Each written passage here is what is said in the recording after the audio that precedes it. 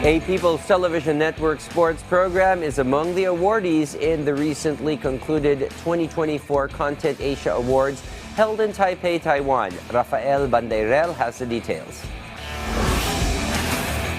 PTV Sports' original show Masters of the Game was recognized at the 2024 Content Asia Awards in Taipei, Taiwan. The program won bronze in the Best Sports Magazine Program category. With veteran journalist Bill Velasco at the helm, Masters of the Game gave viewers a new perspective into the lives and legacies of Filipino sports legends. Velasco, the host of the sports show, received the prestigious award.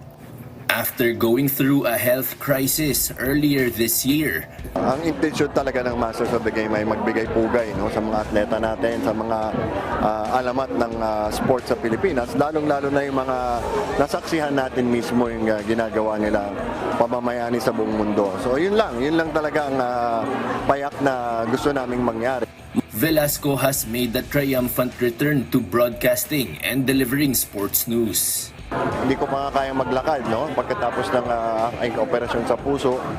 Noong Hulyo, pumasok na ako sa trabaho ulit. At ngayon naman, nasa ibang bansa tayo tumatanggap ng award. Talagang nagpapasalamat ako sa Diyos, sa aking pamilya, sa PTV, sa grupo natin sa PTV Sports, at sa bago kong pamilya sa D1 1206 AM dahil sinabi ko nga, I'm only here through the grace of God and the help of my friends.